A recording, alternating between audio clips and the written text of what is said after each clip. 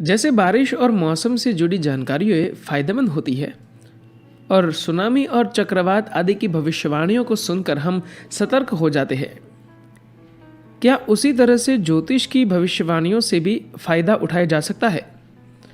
M Keeravani कहते हैं, सदगुरु, अगर किसानों को बारिश या मौसम से जुड़ी दूसरी जानकारियां पहले ही दे दी जाती है तो वे इनका फायदा अपनी खेती में उठा पाते हैं। इसी तरह से मछुआरों को अगर सुनामी, तूफान या चक्रवात की जानकारी पहले से दे दी जाती है तो वे भी उसका फायदा उठा पाते हैं। फिर ज्योतिष मानवता के लिए उस तरह से उपयोगी क्यों नहीं हो सकती? सदगुरु कहते हैं, यह एक लोकप्रिय सवाल है। देखिए, यहां बैठे सभी लोग चुप हो गए हैं।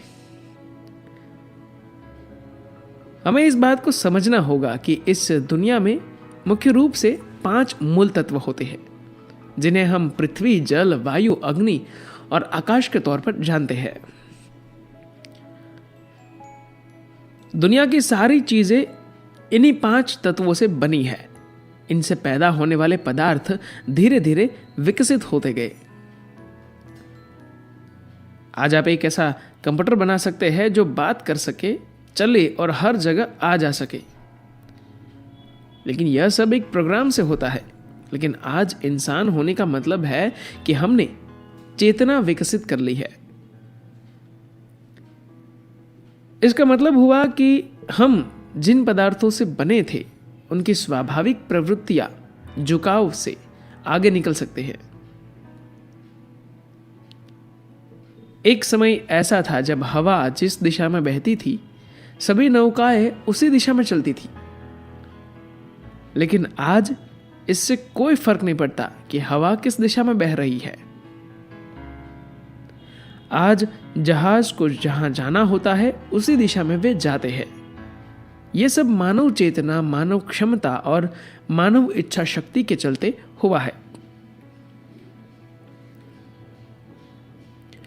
अगर कोई सही मायने में प्रतिभाशाली और बुद्धिमान आदमी हो तो क्या आप उनके बारे में भविष्यवाणी कर सकते हैं कि कल वे क्या करेंगे? हो सकता है कि वे कुछ ऐसा कर जाए जो इस धरती पर कभी पहले हुआ ही न हो। लेकिन अगर आप किसी मूर्ख को देखें तो आप बता सकते हैं कि वह कल क्या करेगा। तो अगर आपको किसी कागज पर लिखकर दे दिया जाए कि कल आप क्या करेंगे, तो मैं सिर्फ आपके लिए अफसोस ही जाहिर कर सकता हूं। सवाल उठता है कि क्या ग्रहों, विभिन्न तत्वों और दूसरी चीजों का हम पर कोई असर नहीं पड़ता है? बेशक उन सबका असर पड़ता है, लेकिन यह सवाल है कि क्या आपको लगता है कि दुनिया की बेजान चीजें जैसे ग्रह, नक्षत्र और तारे आदि मानव चेतना से ज्यादा प्रभावशाली है? आपको यह फैसला जरूर करना चाहिए। क्या हमें इस धरती या ग्रहों की किस्मत तय करनी चाहिए या ग्रह को यह तय करना चाहिए कि हम कौन हैं? तो अगर आप अपने जीवन की कमान अपने हाथ में नहीं लेते तो कुछ हद तक ग्रह ही यह तय करेंगे कि आपके साथ क्या होना चाहिए। देश में जितने भी अच्छे ज्योतिषी हैं, अगर आप उनसे कहें कि आप आध्यात्मिक मार्ग पर चल रहे हैं तो वे आपके बारे में भविष्यवाणी नहीं करेंगे, क्योंकि आपने अपने जीवन की कमान अपने हाथों में ले ली है। मेरी दिलचस्पी इसमें है कि आप में से हर एक व्यक्ति अपने जीवन की लगाम अपने हाथ में रखे। मतलब ये कि अगर आपको अपने भौतिक शरीर पर पूरी तरह से महारत है तो 15 से 20% आपका जीवन और आपकी किस्मत आपके हाथों में होंगी। अगर आपको अपने मन पर महारत हो तो आप अपने जीवन और किस्मत के 50 से 60% मालिक है। अगर आपकी महारत अपनी जीवन ऊर्जा पर हो जाए तो 100% आपके जीवन की कमान और आपकी किस्मत आपके हाथों में होगी। MM किरवानी कहते हैं कि लेकिन सड़क पर आपको ऐसे साइन बोर्ड भी दिख जाएंगे जिन पर लिखा होता है दुर्घटना संभावित क्षेत्र। लेकिन इसका मतलब ये नहीं होता कि इस इलाके से गुजरने वाले हर वाहन के साथ कोई दुर्घटना घटेगी। फिर भी उस इलाके में दूसरे इलाकों की अपेक्षा ज्यादा दुर्घटना की संभावना होती है।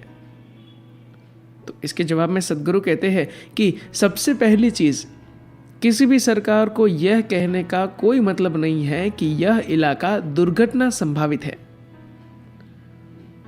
उन्हें हमें बस यह बताना चाहिए कि यह सड़क किस तरह की है, इस सड़क पर मोड़ या घुमाव कितना है, पुल टूटा है या ठीक है, कोई सड़क आगे मिल रही है आदि। उसके बाद हम तय करेंगे कि हमें इस सड़क पर कैसे ड्राइविंग करनी है। वे हमें ये क्यों बता रहे हैं कि यह दुर्घटना संभावित इलाका है? सिर्फ इसलिए क्योंकि कोई बेवकूफ इस इलाके में दुर्घटना का शिकार हो गया।